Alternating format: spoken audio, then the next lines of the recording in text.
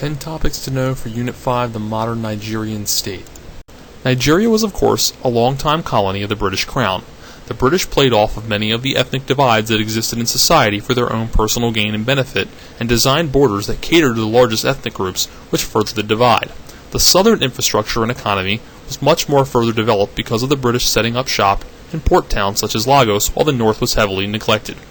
This, of course, would skew the perceptions of democracy for many Nigerians. Once the Nigerians achieved their own independence in 1960, they set up their first republic to model the British Westminster model. The early republics catered to the north and were very pro-Muslim. Threats of secession and civil war would ensue in the coming years. The first major military coup took place in 1966, and a long history of military rule has happened in the decades that would ensue.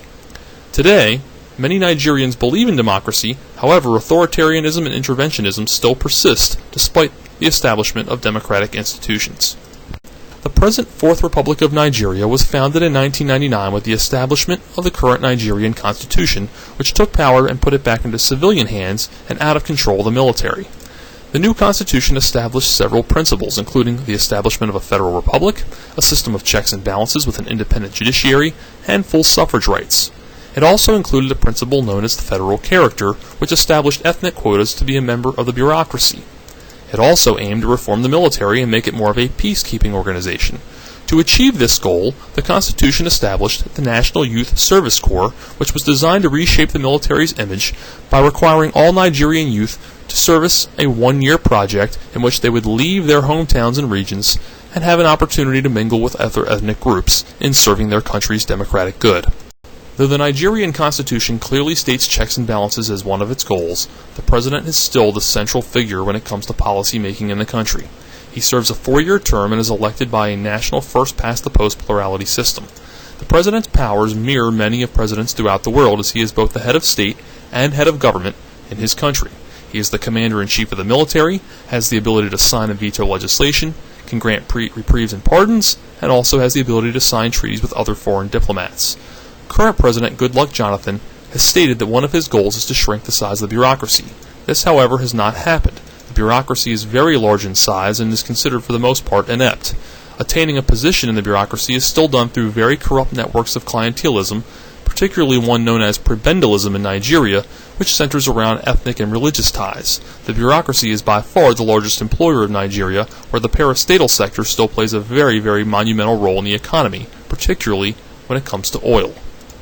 A country that was once able to sustain itself on agricultural production depends almost exclusively on oil today. Nigeria is a major member of the Organization of Petroleum Exporting Countries, or OPEC, which helps determine global market prices for oil. Nigeria is the 11th largest oil producer in the world and the largest on the continent of Africa. Much of its oil comes out of the Niger Delta region of the south. The effects of this oil dependency has been great wealth for the political elites of the country, or big men, while at the same time a complete lack of diversity in the goods and services in the economy, and a huge debt burden caused by a reliance of having to import the technology needed to produce the oil and the infrastructure needed. Also, it is now determined that Nigeria is considered a rentier state, a country in which the bulk of its revenue is completely dependent on one resource, that resource being oil, and that the wealth is consumed at the top of the chain, with many masses of society being left neglected. This has also led to very high levels of corruption. With a lack of a diverse economy, those who cannot get employment within the bureaucracy are left to fend for themselves on petty trade and agriculture. Most Nigerians live on less than $2 American a day. In fact, 1/5 of the current economy lies in the informal sector. With an immensely corrupt state unwilling to let any of the wealth of the country trickle down, Nigeria ranks amongst the world's lowest in terms of the Human Development Index, with very poor healthcare and education systems. This has been a big part of why the HIV/AIDS epidemic has taken off in Nigeria. Because of so many people being left to fend for themselves, high levels of crime have become rampant in the country, with online fraud being one of the biggest ways for Nigerians to make money. Oil bunkering, looting, and kidnapping have also become regular parts of Nigerian life, unfortunately.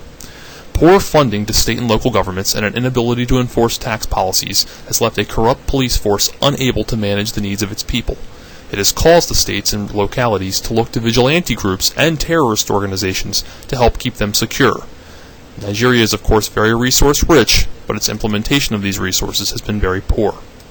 Nigeria did seek out in the 1970s to try to become more of a regional leader in terms of economics with the establishment of the Economic Community of West African States. However, its leadership in this organization has come at a high cost, as many other countries are unable to provide the types of goods that Nigeria can provide for them.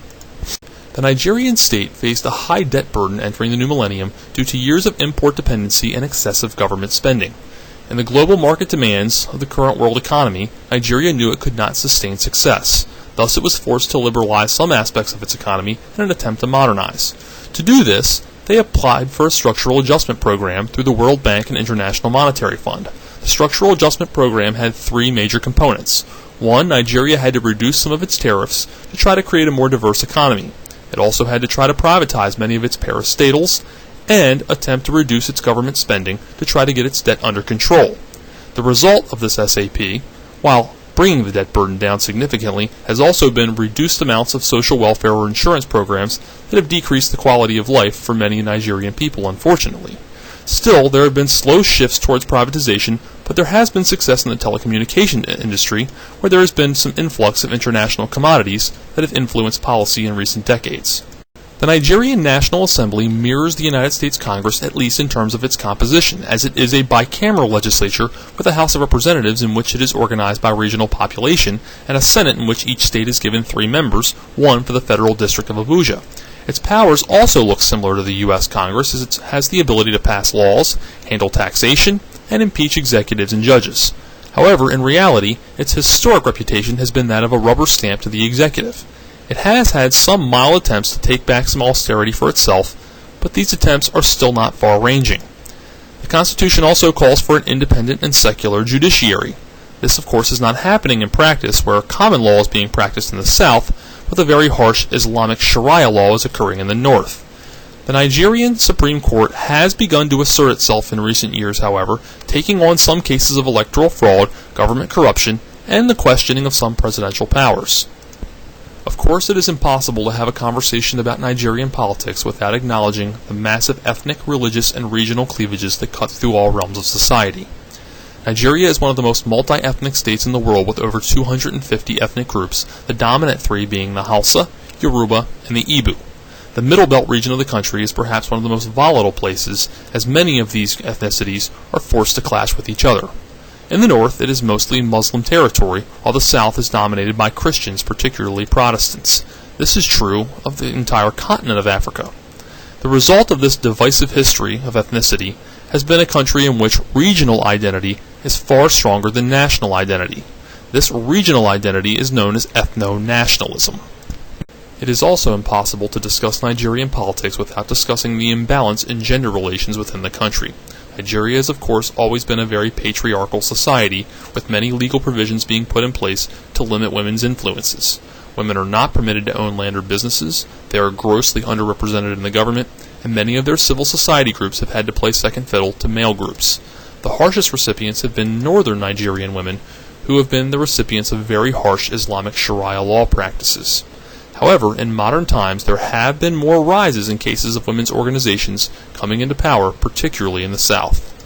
It is important to note that the Nigerian Constitution actually allows for a fully functional and competitive multi-party system.